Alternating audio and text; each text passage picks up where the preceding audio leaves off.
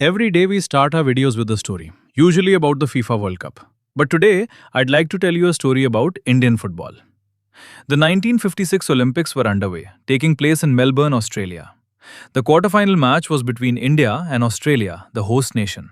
They had strong support, and India, against all expectations, stunned the Australians by silencing the home crowd and winning the match in their own stadium by a score of 4-2.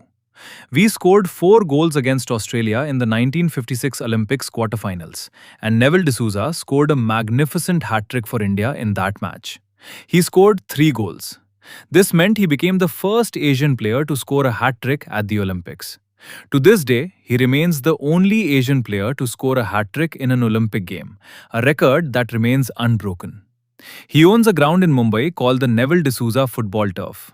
Recently, news emerged that the Neville D'Souza Football Turf has inspired many children to dream and talk about playing football.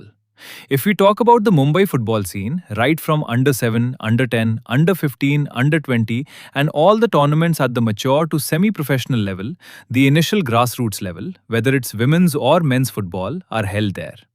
Many major tournaments in Mumbai's context used to be held there. It's a very important venue for Mumbai's football. News is currently circulating that the deal for the Neville D'Souza ground has been finalized, and the convention center will be built there to house exhibitions and other events. I just wanted to bring this story to your attention because the FIFA World Cup is underway, and we Indians are watching and enjoying the FIFA World Cup. But there's always a question: why isn't India able to play the FIFA World Cup? So tell me, what do we need more? Football grounds or convention centers? Share this video if you're watching it, and if you use Instagram, etc., then share it through Instagram, Facebook, WhatsApp, and tell people who are in touch with you, who want something good to happen to football in India, that such things are happening, and what's happening with the Neville D'Souza ground isn't the first. This has happened many times. It's happened at different places all over India. So I just hope that a decision is reached, that this ground should remain a ground and nothing else be constructed on it. We can only hope. We can only express our concern. We can only raise our voices. The rest is in the hands of the authorities. But hearing this again is deeply saddening. But it shows you a lot about what's going on in Indian football right now. If you're a casual watcher and you wonder why India can't do well in football, everything else will come later. The main thing is that we don't give football any importance in our country, which is the most unfortunate thing. And let's hope that things get better going forward. Now let's talk about the FIFA World Cup. The first knockout match of the FIFA World Cup has been played. Teams won their first round of 32 match. Canada defeated South Africa and reached the round of 16. Look, the bracket equations were such that one of the teams, South Africa or Canada, was destined to qualify. If we were talking about the round of 16 of the FIFA World Cup, and if you'd asked me before the World Cup which team, Canada or South Africa, would have been in my last 16, I probably wouldn't have named either. I mean, with two options, I probably wouldn't have known they would be able to play each other.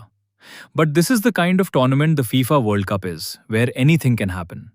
A match that started off very fast, with a very fast-paced end-to-end match in the first half, descended into chaos and a very low-quality match in the second half. But Eustáquio's last-minute goal meant that the resilient South African defense was in a position to defend very well, but going forward, they lacked much quality. Canada had a significant gap between their quality and South Africa's.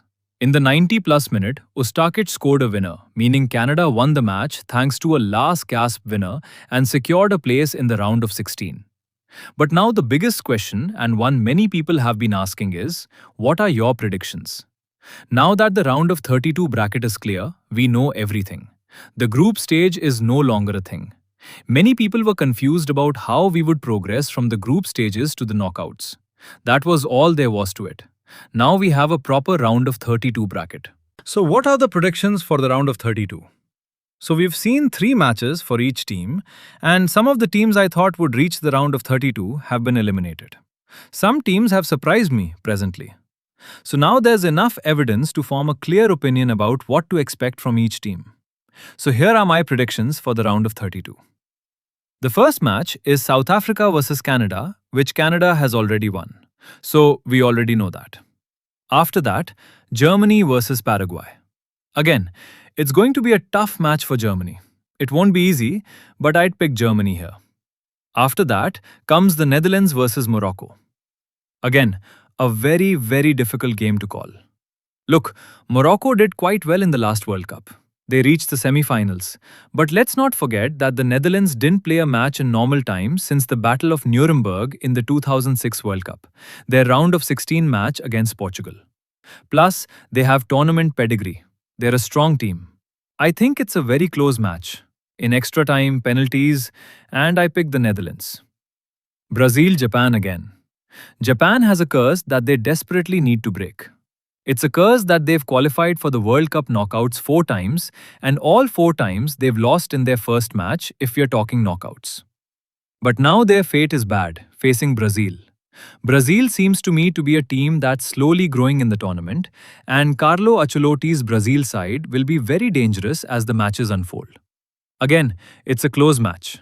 Japan will certainly trouble Brazil, but given Carlo Ancelotti's tournament pedigree and Vinicius's form, I'd pick Brazil. Next come France and Sweden. This is a straightforward one for me. France are one of the strongest teams. Sweden has done well so far, reaching the round of 32, but here I think their journey will end. So, France will win this game. Ivory Coast, Norway. Again, a very close match. But what I saw from Ivory Coast against Germany gives me some confidence. I still find Norway's defense a bit susceptible, but their attack is very strong. Erling Haaland is the underdog.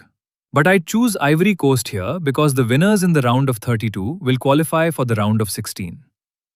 Now comes a match. If we talk about Ivory Coast versus Norway, you could expect an end-to-end match. If we talk about attack, this could be one of the most frustrating matches in the round of 32, especially if we talk about Mexico and Ecuador. The match will be held in Azteca. Mexico will host Ecuador. Not an easy place to visit, but Ecuador, as I said, had the best record defensively in the World Cup qualifiers. But because of the home crowd and home support, I'll go for Mexico. Next come England and DR Congo. Again, England are massive favourites. DR Congo did well to get this far, but I'll choose England. Next come the US in Bosnia. Here I'll choose the USA because the USA has impressed me the most so far. Belgium and Senegal.